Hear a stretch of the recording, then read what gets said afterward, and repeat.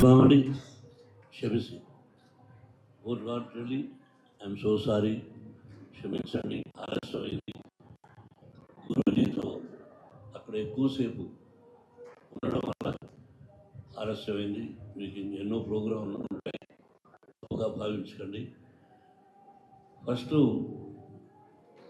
కన్నడ రాష్ట్రంలో అడుగు పెడతానే ముగ్గురు వ్యక్తులు,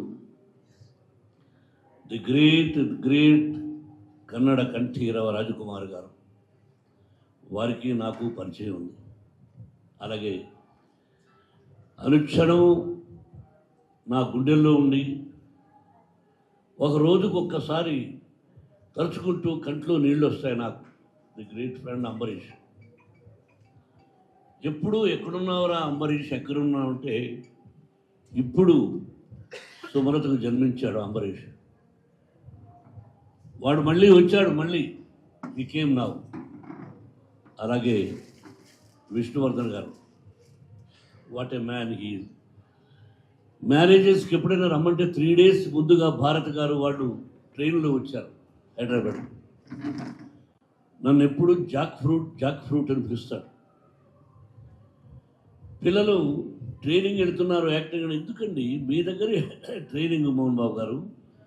విష్ణుని పిలిచి మీకు నాన్న సినిమాలే చూడండి, అదే చాలు, ఆయనే ఒక గ్రంథం అని చెప్పాడు.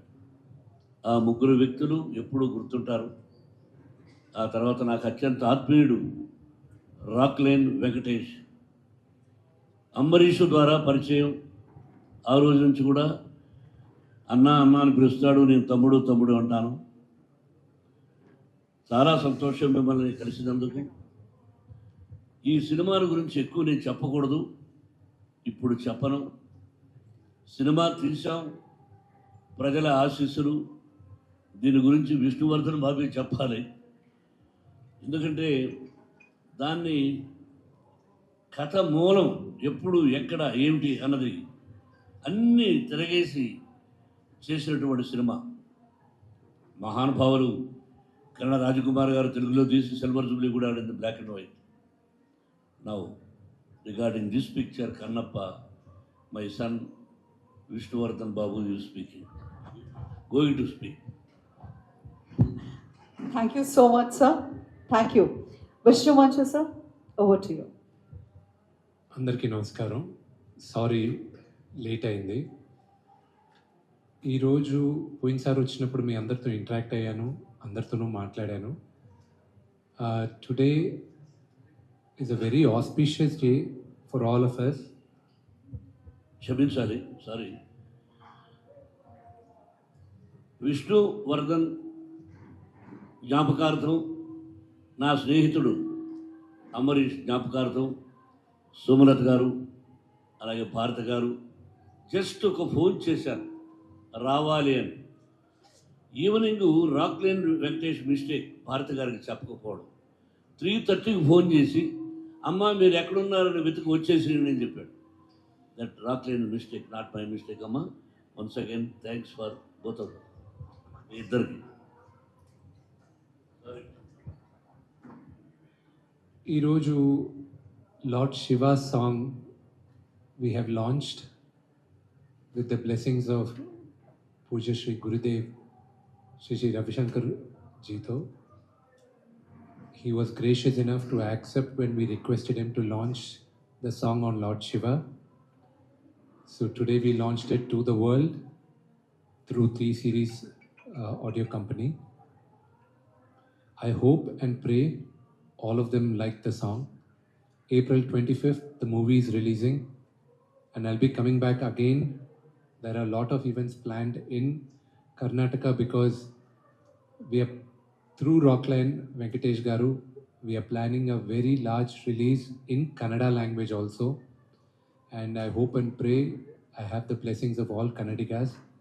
I want to thank Sumalata auntie and Bharati auntie for gracing this occasion and coming here to bless me. I'm really honored. I will talk more when the elders are not on stage in another occasion. Thank you so much. Thank you. God bless you and all the very best. Over to Rockline Venkatesh, sir. ಎಲ್ರಿಗೂ ನಮಸ್ಕಾರ. ಮೋಹನ್ ಬಾಬು ಅವರು ನನಗೆ ಯಾವ ಜನ್ಮದಲ್ಲಿ ಅಣ್ಣ ಆಗಿದ್ರೋ ಗೊತ್ತಿಲ್ಲ. ಅಂಬರೀಷ್ ಅವರ ಮುಖಾಂತರ ನನಗೆ ತುಂಬ ಆತ್ಮೀಯರಾದರು. ಅವತ್ತಿಂದನೂ ಆ ಒಂದು ಅಂಬರೀಷ್ ಅವರ ಮತ್ತು ಮೋಹನ್ ಬಾಬು ಅವರ ಕುಟುಂಬ, ಆ ಸ್ನೇಹ ಯಾವುದಾದ್ರೂ ಒಂದು ಜನ್ಮದಲ್ಲಿ ಒಂದು ಅದೃಷ್ಟ ಮಾಡಿದರೆ ಆ ಸ್ನೇಹನ ಕಣ್ಣಾರೆ ನೋಡೋದಕ್ಕೆ ನಾನು ನಿಜವಾಗ್ಲೂ ಅದೃಷ್ಟವಂತ ಅಂತ ಹೇಳಕ್ಕೆ ಇಷ್ಟಪಡ್ತೀನಿ. ಅಂಥ ಒಂದು ಸ್ನೇಹನ ಲೈಫಲ್ಲಿ ಎಲ್ಲೂ ನೋಡೋಕ್ಕಾಗೋದಿಲ್ಲ. ಸೊ ಅಂಥ ಮೋಹನ್ ಬಾಬು ಅವರು ಎಷ್ಟು ಚಿತ್ರಗಳಲ್ಲಿ ನಟಿಸಿ ಎಷ್ಟು ಚಿತ್ರಗಳನ್ನು ನಿರ್ಮಾಣ ಮಾಡಿದ್ದಾರೆ. ಆದರೆ ಈ ಚಿತ್ರ ನಿಜ ಹೇಳಬೇಕು ಅಂದರೆ ಅವರ ಸರ್ವಸ್ವನು ತ್ಯಾಗ ಮಾಡಿದ್ದಾರೆ ಈ ಚಿತ್ರ ನಿರ್ಮಾಣ ಮಾಡೋದಕ್ಕೆ.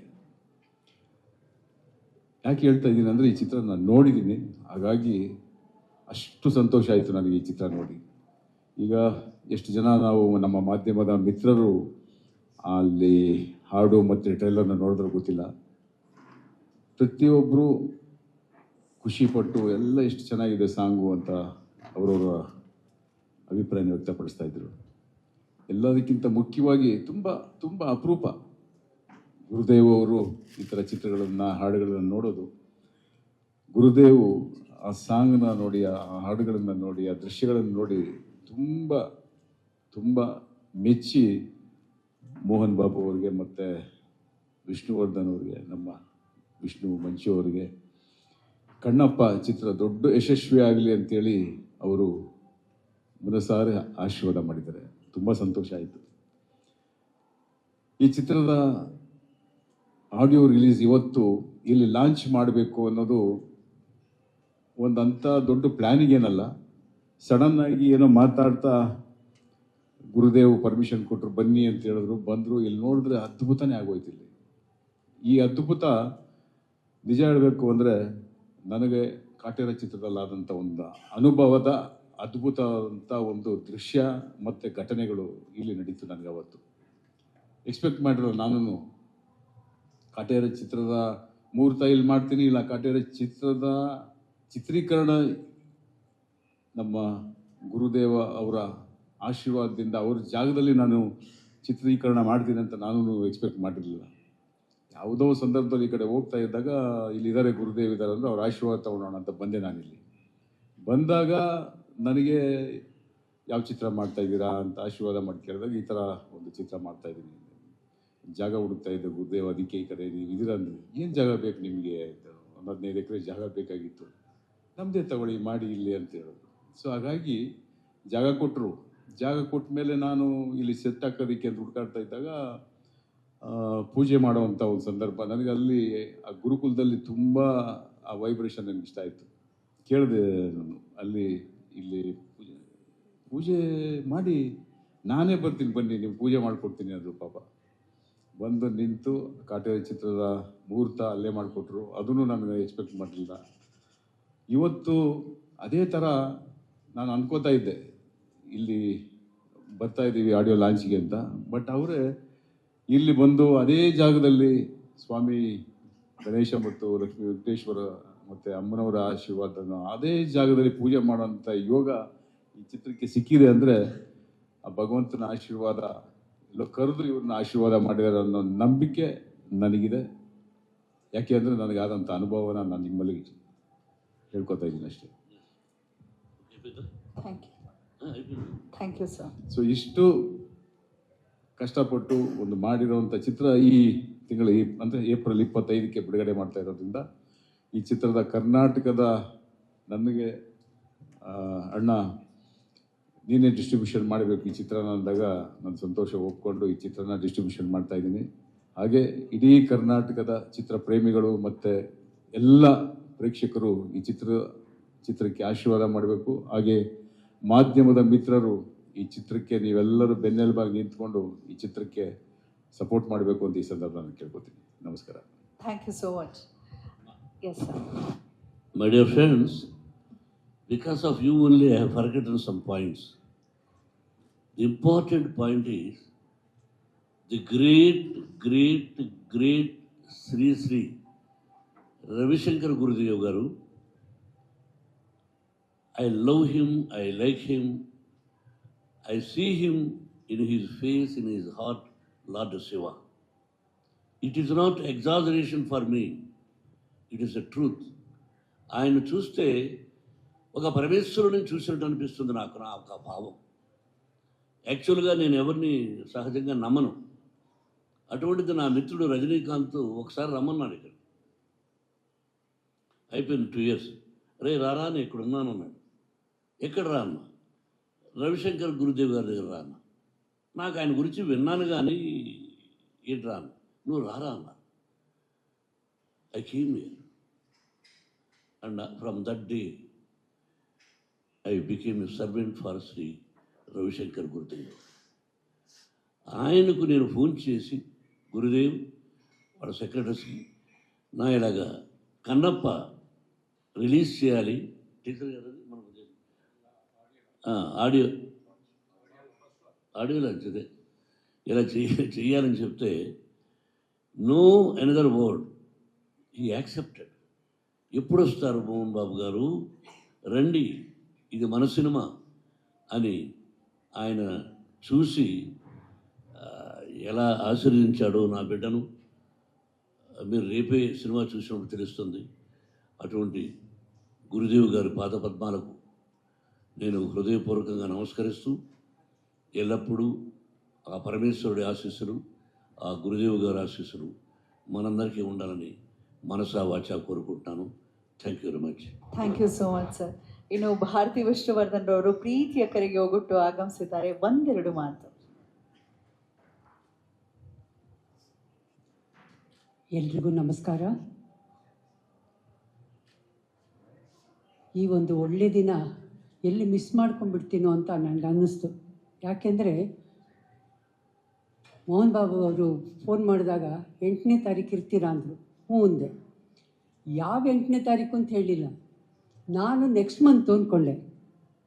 ಸೊ ಹಾಗಾಗಿ ಸುಮ್ಮನೆ ಆಗಿಬಿಟ್ಟೆ. ನನಗೆ ಬೇರೆ ಫಂಕ್ಷನ್ಗಳಿತ್ತು, ಇದು ಮಾಡಿದೆ. ರಾಕ್ಲಿನ್ ಅವರು ಫೋನ್ ಮಾಡಲಿಲ್ಲ ಅಂದರೆ ನಾನಿವತ್ತು ಇಂಥ ಒಂದು ಸಂದರ್ಭನ ಮಿಸ್ ಮಾಡ್ಕೊತಿದ್ದೆ. ಹಾಗಾಗಿ ರಾಕ್ಲಿನ್ ಅವರಿಗೆ ಖಂಡಿತ ನಾನು ಥ್ಯಾಂಕ್ಸ್ ಹೇಳಬೇಕು. ಪಿಕ್ಚರ್ ನೀವೆಲ್ಲ ನೋಡಿದ್ದೀರಿ. ಮೋಹನ್ ಬಾಬು ಅವರು ನಮ್ಮ ಯಜಮಾನಿಗೆ ಎಷ್ಟು ಪ್ರೀತಿಸ್ತಿದ್ರು ಅಂದರೆ, ಅವ್ರು ಹೇಳಿದ್ರು, ನಿನ್ನ ಹೆಸರೇ ನನ್ನ ಮಗನಿಗೆ ಇಡ್ತೀನಿ ಅಂತ ಹೇಳಿಬಿಟ್ಟು ವಿಷ್ಣು ಅಂತ ಹೆಸರಿಟ್ಟರು. ಎಷ್ಟು ಪ್ರೀತಿ ಇದೆ ಅಂತ ಗೊತ್ತಾಗುತ್ತೆ ಅದರಲ್ಲಿ. ಸಿನಿಮಾ ತುಂಬ ಚೆನ್ನಾಗಿ ಮಾಡಿದ್ದಾರೆ. ಬರೀ ಸಾಂಗ್ ನೋಡ್ತಾ ಇದ್ರೇ ಮೈಯೆಲ್ಲ ನವಿರೇಳುತ್ತೆ. ಬಹಳ ಚೆನ್ನಾಗಿದೆ. ಅದ್ರ ಬಗ್ಗೆ ಹೇಗೆ ಹೇಳಬೇಕು ಅನ್ನೋದೇ ಗೊತ್ತಾಗ್ತಿಲ್ಲ ನನಗೆ. ಬಟ್ ಈ ಸಿನಿಮಾ ಖಂಡಿತ ಒಳ್ಳೆ ಚೆನ್ನಾಗಿ ಹೋಗುತ್ತೆ. ಎಲ್ಲರೂ ಇಷ್ಟಪಡ್ತಾರೆ. ಒಳ್ಳೆ ಕೆಲಸಕ್ಕೆ ಭಗವಂತ ಯಾವತ್ತೂ ಆಶೀರ್ವಾದ ಇದ್ದೇ ಇರುತ್ತೆ, ಭಗವಂತನ ಆಶೀರ್ವಾದ. ಸೊ ಹಾಗಾಗಿ ಬಾಬು ಅವ್ರಿಗೆ, ಅವ್ರ ಮಗ ವಿಷ್ಣು ಅವ್ರಿಗೆ ಒಳ್ಳೆಯದಾಗಲಿ, ಸಿನಿಮಾ ಚೆನ್ನಾಗಿ ಹೋಗಲಿ. 100 ದಿನ ಹೋದಾಗ ಆ ಫಂಕ್ಷನ್ಗೆ ನಮ್ಮನ್ನೆಲ್ಲ ಕರೀಲಿ, ನಾವು ಬರ್ತೀವಿ. Very nice. ಒಳ್ಳೆಯದಾಗಲಿ. Thank you so much for your blessings ma'am. ధన్యవాదాలు. నేను ఒక ట్రూత్ చెప్పాలి, బికాస్ ఆఫ్ మిమ్మల్ని గురించి, సుమలతల గురించి. ఎందుకంటే సినిమాల గురించి సీరియస్గా అలా చెప్పేది కాదు. When I was studying BA, Sumalatha was heroine, Bharat గారు హీరోయిన్. ఆవిడ ఇంకా సీనియర్ కాబట్టి వాళ్ళ ముందు నేను సబ్ జూనియర్. నాకంటే వాళ్ళిద్దరూ వయసులో పెద్దవాళ్ళు. వాళ్ళకి నమస్కారం. First of all, I am very sorry on behalf of our whole team that we got stuck up in the launch by our Guru Shri Ravi Shankar ji.